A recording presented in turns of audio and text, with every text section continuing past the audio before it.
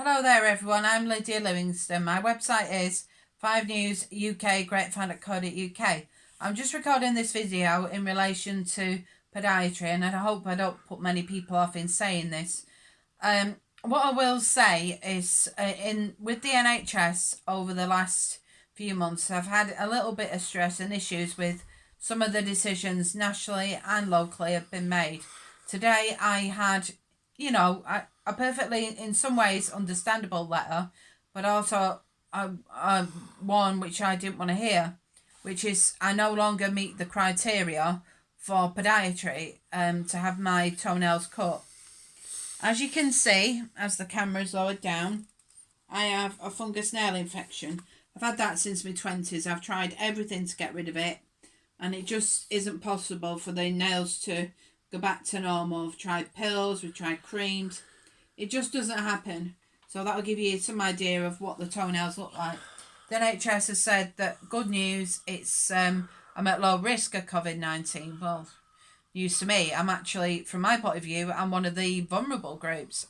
Not the top one, I don't claim to be. I don't have cancer or, recovering from treatment in that sense. I have multiple sclerosis, secondary progressive, which means that if I caught COVID-19, I'm more at risk than others. My other half has asthma, so in a way you could say he's in a vulnerable group. So I don't claim to be in the upper vulnerable group, but I'm in one of the vulnerable groups. The other thing as well is obviously I can't cut them myself anyway.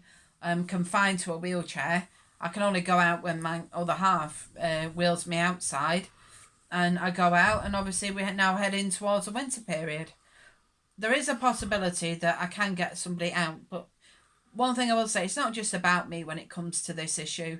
There's going to be so many people out there who need the NHS to cut their nails due to their health needs. I will say, how do I put this in a way that's clear? When such decisions are made, it's made on the basis of criteria. But quite a lot of the time, the criteria you're judged on with the NHS is not made public, so you just don't get to see it. If you do hear about it, it's for example, it's just not right what's happening with podiatry. I'm not saying that people with COVID-19 don't need help. I'm not saying, but I do think even something like a voucher system, whereby maybe the NHS could pay for, say, 6 podiatrists for my area or Dorset, just to be able to have a voucher system whereby someone like me who has needs for podiatry can actually get this voucher, go to one of the podiatrists and say, can you come round and cut my nails? There is a need there, and from my point of view, I think that's important. It's a financial burden to have to pay for a private podiatrist to come round and cut my nails. As I've shown you, I can't have anything like a pedicure or anything. So, you really are stuck with the fact that you need a podiatrist or someone who is trained in feet.